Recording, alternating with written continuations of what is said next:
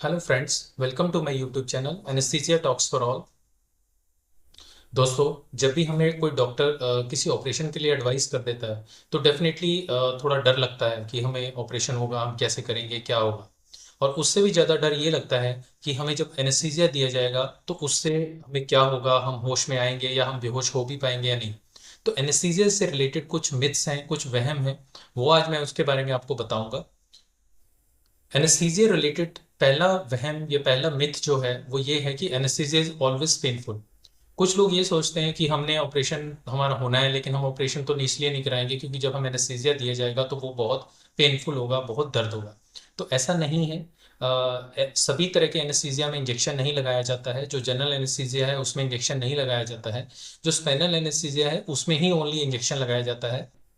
और उसमें भी आजकल बहुत फाइन निडल्स अवेलेबल हैं जो पेनफुल नहीं होती हैं, बहुत निग्लिजिबल पेन होता है, कोई ऐसी प्रॉब्लम वाली बात नहीं है। पहले जो निडल्स आती थी वो थोड़ी मोटी निडल्स आती थी, उनमें पेन होता था, बट अब ऐसा नहीं है। तो ये ऐसा जरूरी नहीं है कि हमेशा दर्द होएगा आपको। नेक्स्ट मिथ जो है वो ये है कि लोग सोचते हैं कि जब हमें एनेस्थीसिया दिया जाएगा तो हम बिल्कुल ही बेहोश हो जाएंगे और शायद होश में नहीं आएंगे। इस तरीके से लोग सोचते हैं, तो ऐसा नहीं है। जो एनेस्थीसिया है वो डिफरेंट डिफरेंट तरीके का होता है। जनरल एनेस्थीसिया में पूरा बेहोश किया जाता है। स्पाइनल एनेस्थीसिया में पेशेंट होश में रहता है, उसमें कोई बेहोश नहीं होता है। तो ऐसा कंप्लीटली अनकॉन्शियस होना जरूरी नहीं है। नेक्स्ट मिथ है कि एनेस्थीसिया की वजह से हमारा मेमोरी लॉस हो जाएगा।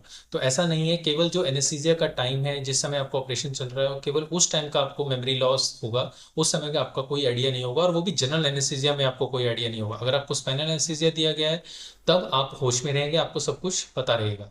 लेकिन जनरल एनेस्थीसिया में आपको केवल उस टाइम पीरियड के लिए 1 आवर 2 आवर, जितनी देर भी आपका ऑपरेशन चलता है, उस समय आपको कोई मेमोरी नहीं रहेगी। लेकिन उसकी वजह से कोई आपको लॉन्ग टर्म मेमोरी लॉस ऐसा कुछ नहीं होता है। नेक्स्ट मिथ है, कुछ लोगों को ये लगता है कि एनेस्थीसिया तो केवल सर्जरी के लिए दिया जाता है, इसके अलावा एनेस्थीसिया का और कोई काम नहीं है। ऐसा कुछ नहीं है। एनेस्थीसिया बाकी और प्रोसीजर्स जैसे डिलीवरी हो गया, चाइल्ड बर्थ या डायग्नोस्टिक, यानी जैसे सीटी स्कैन, एमआरआई कराना है। खासकर छोटे बच्चों का, छोटे बच्चे एक जगह टिक नहीं पाते हैं। सीटी स्कैन और एमआरआई में आपको बिल्कुल स्टैंड स्टिल होना चाहिए, हिलना नहीं चाहिए। छोटे बच्चे हिलते हैं तो उनको, जो छोटे बच्चों का सीटी स्कैन या एमआरआई होता है, वो अंडर एनेस्थीसिया ही किया जाता है। और नेक्स्ट है पेन मैनेजमेंट। जो कैंसर से रिलेटेड पेशेंट्स होते हैं उनको पेन बहुत होता है, तो उनमें भी एनेस्थीसिया दिया जाता है। तो it's not only for surgery. Next myth है कि कुछ लोग ये सोचते हैं कि जैसे ही हमारा ऑपरेशन खत्म होगा उसी समय हम एनेस्थीसिया से बाहर आ जाएंगे और उठ के बैठ जाएंगे। तो ऐसा नहीं है। जब ऑपरेशन खत्म होता है तो एनेस्थीसिया से बाहर आता है तो पेशेंट कॉन्शियस हो जाता है, जवाब देना शुरू कर देता है। जैसे हम उसको जीभ निकालने को बोलते हैं तो वो जीभ निकालने लग जाता है, नाम बताने लग जाता है।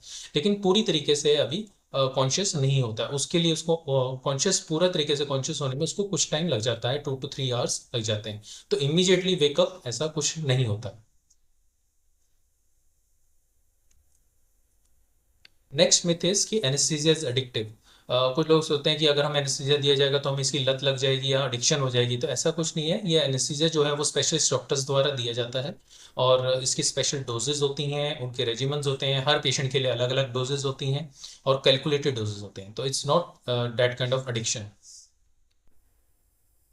नेक्स्ट मिथ इज कि सभी एनेस्थीसिया जो हैं वो एक जैसे ही होते हैं। जैसे रूटीन में हमें लगता है कि जो एनेस्थीसिया वाले डॉक्टर हैं वो केवल इंजेक्शन ही लगाते हैं, सुई लगाते हैं, बट ऐसा नहीं है। डिफरेंट एनेस्थीसिया में जनरल एनेस्थीसिया है, स्पाइनल एनेस्थीसिया है। जनरल एनेस्थीसिया में पूरा बेहोश किया जाता है, स्पाइनल एनेस्थीसिया में केवल एक इंजेक्शन लगाया जाता है। तो सभी एक जैसे एनेस्थीसिया नहीं होते। एक और बड़ा इंपॉर्टेंट मिथ है जो लोगों में, जिसकी वजह से लोग सर्जरी नहीं कराते, कि भी अगर हमें ऑपरेशन के लिए जाएंगे तो एनेस्थीसिया की वजह से हमारा जो बॉडी का मेटाबॉलिज्म है वो बड़ा स्लो हो जाएगा, और हमारी बॉडी थोड़ी ड्राउजी हो जाएगी, इनएक्टिव हो जाएगी, हम उतने फुर्तीले फुर्तीले नहीं रहेंगे, हमारी एनर्जी कम हो जाएगी। तो ऐसा कुछ नहीं है। एनेस्थीसिया का इफेक्ट जैसे ही खत्म होता है, जब असर खत्म हो जाता है, तो बॉडी रूटीन की तरह बिहेव करने लग जाती है। इससे कोई मेटाबॉलिज्म स्लो नहीं होता है। नेक्स्ट मिथ इज कि कुछ लोग सोचते हैं कि जब हम एनेस्थीसिया से बाहर आएंगे तो हमें बहुत ज़्यादा वॉमिटिंग होएगी या नोजिया की सेंसेशन होएगी। तो कुछ कुछ पेशेंट में ऐसा होता भी है, not in every case, but अगर ऐसा किसी पेशेंट को होता है तो उसके लिए इंजेक्शन दे दिया जाता है और वो ठीक हो जाता है। तो इससे कोई घबराने की बात नहीं है। नेक्स्ट मिथ इज कि anaesthesia is dangerous for older adults. जो बुजुर्ग लोग हैं उनके लिए बहुत डेंजरस होता है। देखिए डेफिनेटली थोड़ा एज रिलेटेड रिस्क रहता है, बट आजकल अगर आपके पास सारे इक्विपमेंट हैं, सारे मॉनिटर्स हैं और आपके पास एक टीम ऑफ डॉक्टर्स है, तो डेफिनेटली ओल्ड पेशेंट्स, जो बुजुर्ग पेशेंट्स हैं, उनको भी एनेस्थीसिया दिया जाता है, उनकी भी सर्जरी पॉसिबल है। तो ये सब कैलकुलेटेड रिस्क लेके सारा कुछ मैनेज करके डोजेज अकॉर्डिंगली एडजस्ट करके इसको मैनेज किया जाता है। तो दोस्तों उम्मीद है आपको मेरा वीडियो पसंद आया होगा। आप मेरे चैनल को सब्सक्राइब करना ना भूलें। और इस इन मिथ से रिलेटेड अगर आपको कोई डाउट हो या आपका भी कोई और मिथ हो तो आप प्लीज़ कमेंट सेक्शन में ज़रूर लिखें। बहुत बहुत धन्यवाद।